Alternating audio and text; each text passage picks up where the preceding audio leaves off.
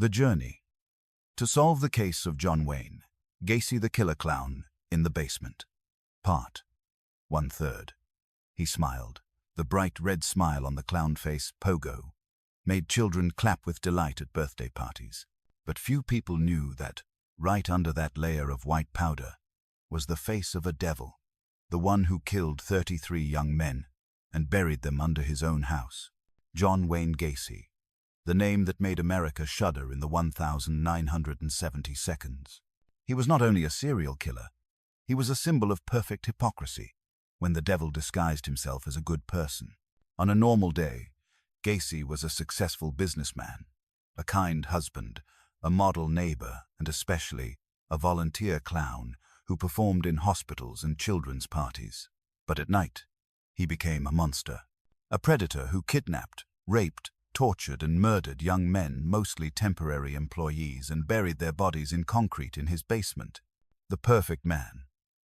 John Wayne Gacy was born in 1942 inches, Chicago, Illinois. He lived in fear as a child. His father, an alcoholic veteran, regularly beat the family. Gacy grew up with a sense of weakness, but also a hunger for recognition.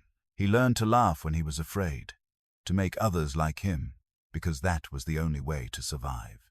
As an adult, Gacy worked hard, quickly becoming a successful manager of a KFC restaurant chain in Iowa. He married, had 2 children, and everything seemed perfect. But behind that was a secret world. Gacy often seduced young men, gave them jobs, and forced them into sex. In 1968, he was convicted of sexually abusing a 15-year-old boy. He was sentenced to 10 years in prison, but after only 18 months, he was released for good behavior. After his release, he promised to turn his life around. But in his mind, the devil had awakened and never slept again. The perfect neighbor. After his release from prison, Gacy moved to the Chicago suburbs, opening a construction company called PDM Contractors, which hired young people for part-time jobs. He quickly became a celebrity in the neighborhood, energetic, friendly, and always willing to help. He hosted barbecues, participated in local politics, and, most notably, often dressed as Pogo the Clown, to perform for children in hospitals. The whole neighborhood loved him. Little did they know that, just below the ground where they stood, 33 souls were buried. Mysterious disappearances. From 1972 to 1978, dozens of young men in the Chicago area disappeared without a trace. Most were part-time workers, factory workers, or teenage dropouts who were last seen walking toward John Gacy's house. The police initially paid no attention. They thought the boys had run away or left home to find work. No one believed the disappearances were connected to the model neighbor, a double life. During the day, Gacy worked, laughed, and threw parties. At night, he lived in his own private hell. He lured young men to his home, saying he would give them a job or beer. When they arrived, he dressed as a clown and performed a magic trick with rope and handcuffs. Then he said what police later recorded in their records. Want to see a disappearing trick? And when the handcuffs were locked, no one was ever seen alive again. He then strangled, tortured, and hid the bodies under the floorboards. Sometimes, when the basement was full, he threw the bodies into the nearby Des Plaines River. He once confessed, "I treated their deaths like throwing away trash. Quickly, they were nobody." Strange smells. Under the floor, a hired worker once came to Gacy's house to complain about the unpleasant smell coming from the basement floor. He just laughed. "It's just a broken pipe. It's an old house." Everyone believed him. Why would anyone doubt a funny, always smiling man who used to clown for children? First victim. In 1972, the first victim was 6-year-old Timothy McCoy. The boy hitched a ride with Gacy while he was returning home. He later told police, "I killed him while he was holding the knife, but then I found myself enjoying the feeling." Then, Gacy continued, one by one, night by night, he killed 33 people. Each was bound, tortured, strangled, and buried under the floorboards of his home. 8213 West Summerdale Avenue became a secret graveyard. police began to suspect. In 1978, a 15-year-old boy named Robert Piest disappeared after telling his mother, "I'm going to meet Mr. Gacy for a job." When he didn't return, his mother called the police. For the first time, a victim had a clear identity, and the family went to great lengths to find him. The police went to see Gacy. He was calm, saying, "I don't know any boys." But his overconfidence made Detective Joseph Kozenchak feel something was wrong. They began to follow him, 24/7. The fall of the demon. During his days under surveillance, Gacy tried to maintain a facade of normalcy, but the pressure was mounting. He drank, lost sleep, and began making mistakes. When the police asked for a search warrant, he still smiled. "You guys go ahead. My house is very clean."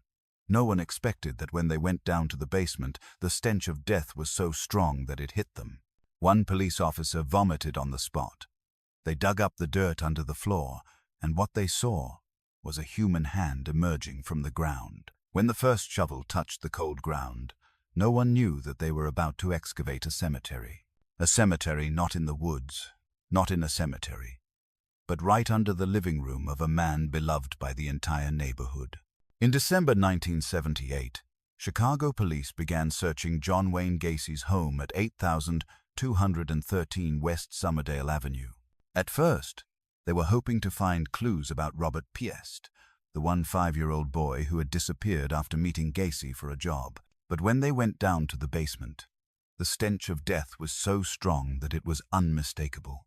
A detective recounted, "I've seen a lot of murders, but I've never smelled anything like that. The smell of dirt, the smell of corpses, the smell of crime." They used a shovel to dig a corner of the floor. In a few strokes, a human hand emerged from the ground. There was no doubt. John Wayne Gacy's house was a living cemetery. The cemetery under the house.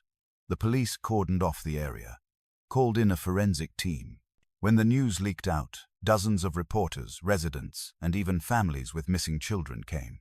No one could believe that the gentle neighbor, the lovable clown of the neighborhood, was the most barbaric serial killer in American history. For the next 10 days, the police dug continuously in the basement, backyard, and hallway. With every meter of earth turned up, another body part was revealed. A skull, a hand, an intact skeleton. An investigator said in the report, "We lost count. Every time we thought we were done, we found more." The final count. 29 bodies were found under the floorboards. 4 more were discovered in the Des Plaines River. 33 victims in all. "I am a killer, but I am not the devil." On the 22nd of December 1978, Gacy was arrested. When he was taken to the police station, he remained calm, almost relieved. During 13 hours of interrogation, Gacy recounted each murder in detail, without hiding, without prevarication, as if he were talking about everyday events. "I don't kill for pleasure. I kill because I can't control myself. I don't intend to hurt anybody until it happens." He said that each time he killed, he dug up the dirt and buried the body under the floorboards. Every time he killed, he buried the body under the floorboards. When he ran out of space, he threw the bodies into the river. He called the boys the souls I couldn't let go of. Deadly magic tricks. Gacy said he often dressed in a Pogo clown costume, drank alcohol, and invited young men to play magic tricks. He taught them how to handcuff them, then said, "This is called the rope-free magic trick. Only I know how to uncuff them." But no one was ever allowed to uncuff them. After handcuffing them, Gacy strangled them with rope, squeezing them until they suffocated, then placed a small stick on the rope and spun it a game he called the rope trick. When the victims died, he buried their bodies in a deep hole at his feet. A detective once said, he lived right on top of his victims' graves. He ate, slept, laughed while below. 29 bodies were decomposing. Neighbors in shock. When Gacy was arrested, the neighborhood was thrown into a nightmare. Those who had attended parties at his house said the stench had been there for a long time, but he always called it sewage. No one expected that. Right under where they had placed their beer glasses, there was a body. One neighbor told the media, "He used to dress up as a clown and give out balloons to my kids." How could I believe he was the devil? That statement became a symbol of the horror of the case. The devil doesn't always hide in the shadows. Sometimes he's smiling at you. The unknown bodies.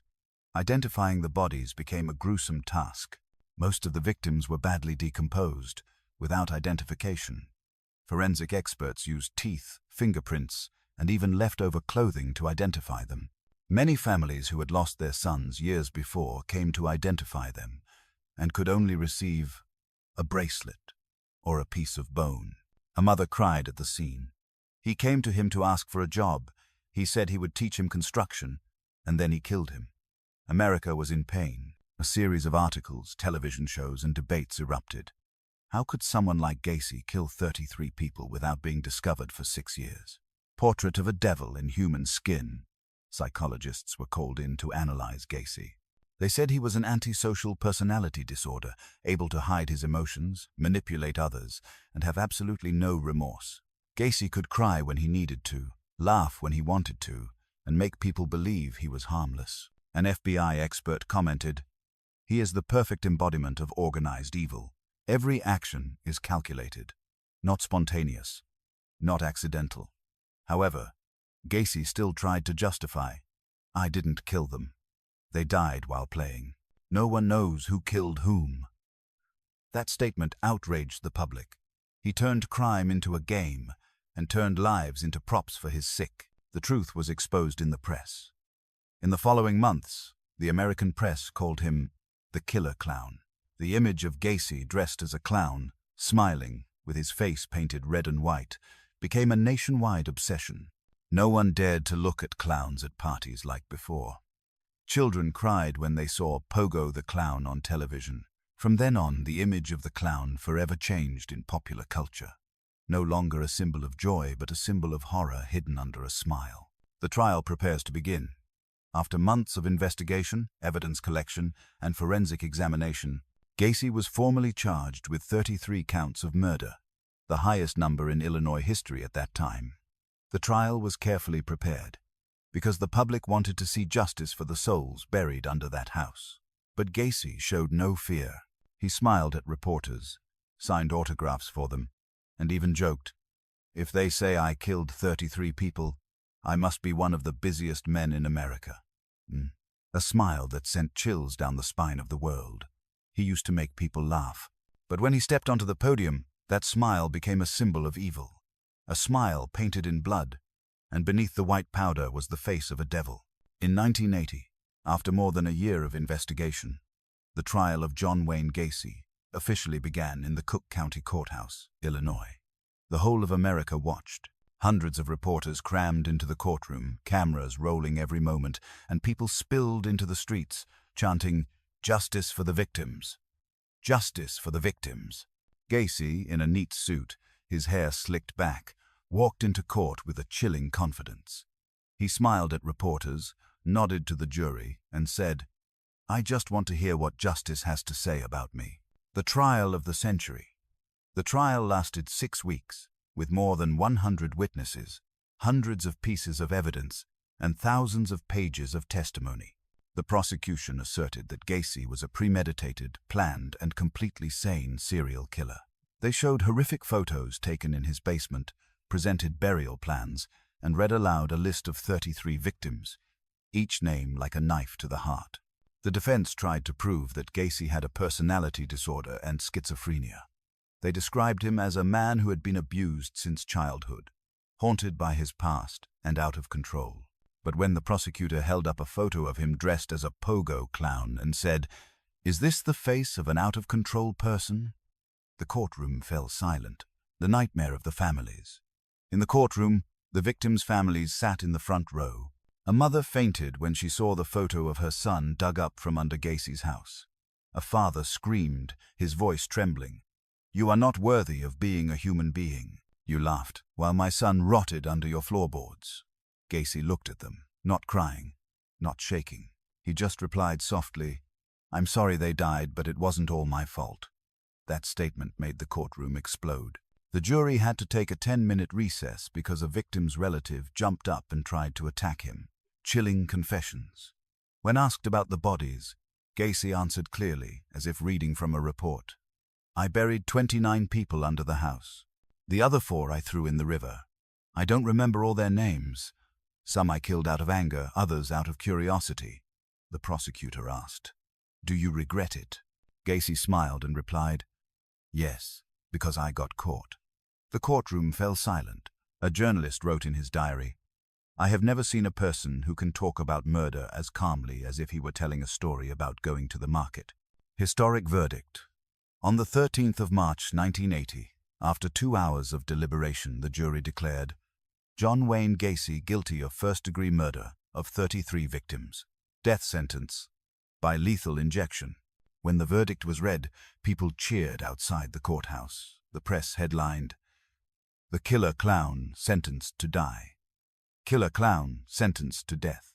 But Gacy just leaned back in his chair, smiled slightly, and said to his lawyer, I've survived a lot. Who knows?